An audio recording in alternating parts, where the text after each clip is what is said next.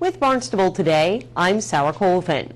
When Tom Lynch assumed the role of interim town manager this fall, he set forth a series of goals and objectives to achieve during his time leading our town. I caught up with Tom this morning on Barnstable This Morning, and he gave a progress report of sorts on these goals and objectives. Well, when I took over the interim town manager position, I wanted to have some very specific goals and objectives, and really more like things that I could accomplish within this period of time, because in this position I knew, from my role as the assistant town manager, I know how much the dailiness gets in the way. There are things that go up every single day, and we have to address those. But I wanted to be sure that I had a clear picture of moving forward with the budget, moving forward with some other things that were on our agenda, and I wanted to have a list of those for the councils, so I could say at the end of the time, here's where we are in completing these, or where they're ongoing. Exactly, and there's definitely a number of things you have on this list, and definitely a variety. Let's talk a little bit about some of the goals in specific. The first 6 that I set out were all related to the budget, both completing this year's or last year's budget, and then working on things during this year's budget, and then also preparing for next year's budget. So we.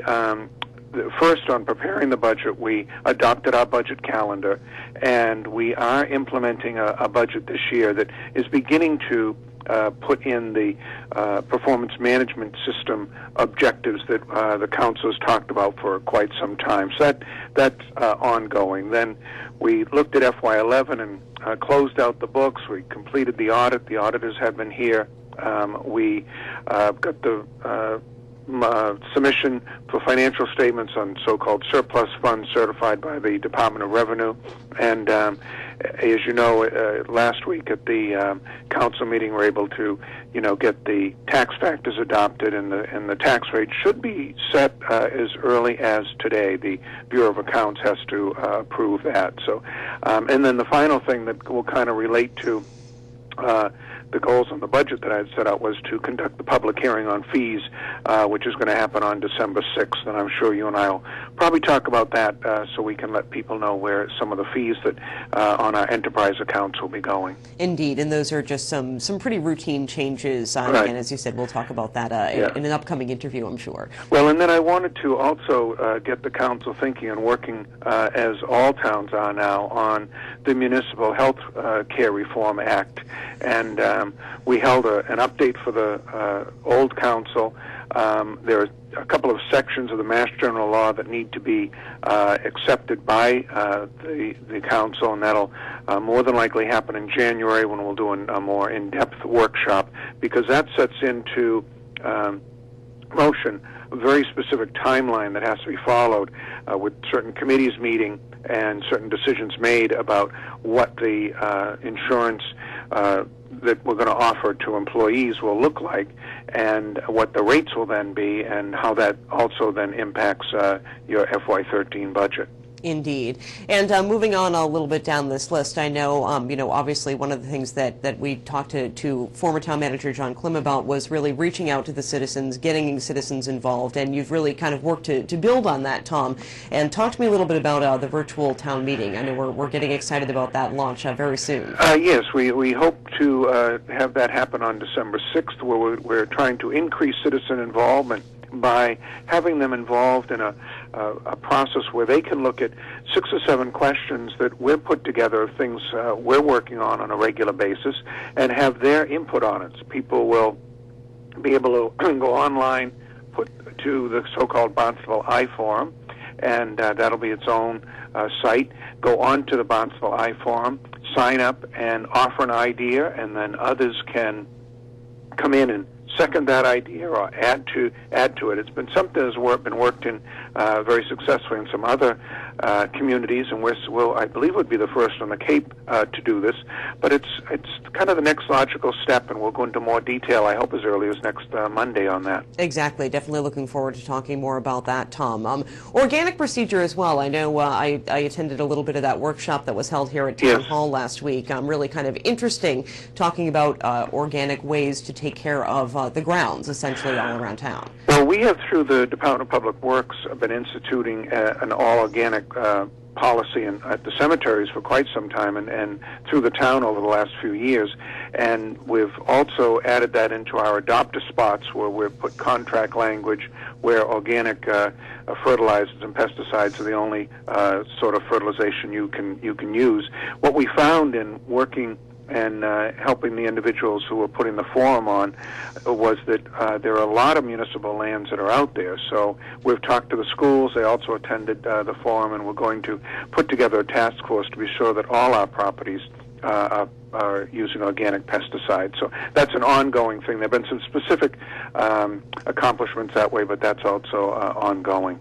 Sure. And then, again, more things that you've gotten done really in the annual snow and ice appropriation that was taken care of at a recent town council meeting. Yeah, I think the other two things that are out there that I'm pleased that staff has worked very hard on. One is completing union contract negotiations, and we really just have one contract outstanding, and Human Resources is working very closely with the union on that, so I hope to have that accomplished in the next few weeks. And something we'll be talking about in a couple of weeks, but is all put into place.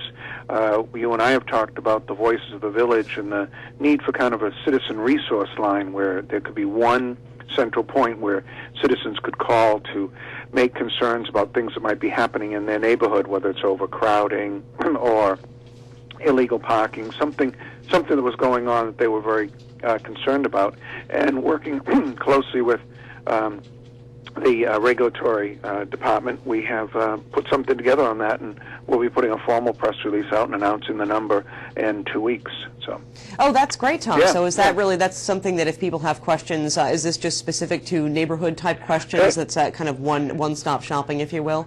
People get confused about where to call about a lot of stuff. So we expect there'll be calls that might just need to be directed, if it's a street call concern, need to be directed over to the Hyannis Fire Department or one of the other fire departments that controls our street lights. Or it could be a concern about that might be related to the town clerk. And so it won't be, they'll be able to take care of things within their specific areas of expertise, but they'll also be there as that resource to redirect citizens so they're sure they're calling the right office and getting the question that they have answered. And we're very pleased that Tom Geiler and his staff stepped to the fore to put this together. I know Laura Cronin was one of the facilitators, I believe, for that particular government regulations group, and Voice of the Village worked very hard on this, along with Deb Crow and all those folks. And it's really something that is not going to just impact Hyannis, but will have a town-wide impact.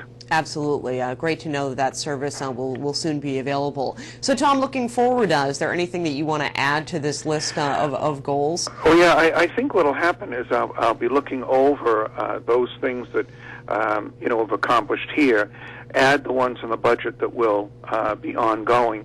We have some issues that were lingering from over the last few months around a new internet process that we want to do for within the town that we'd like to get adopted, a fiber optics network.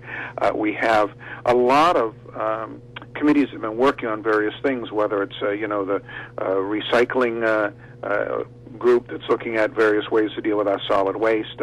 So there are some big issues like that that we'll also be putting on the table for the new council. Of course, you can view Barnstable This Morning live each weekday morning from 7:30 to 9 a.m. right here on Channel 18.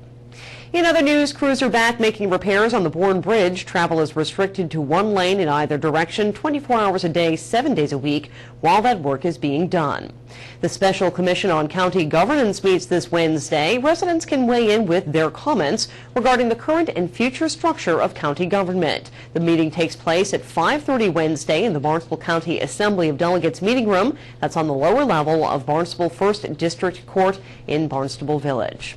Work on the gym floor at the Hyannis Youth and Community Center is complete, and the gym and walking track are now open to the public. The floors were damaged about a month ago due to a flood caused when an object hit a sprinkler head. With Barnstable Today, I'm Sarah Colvin.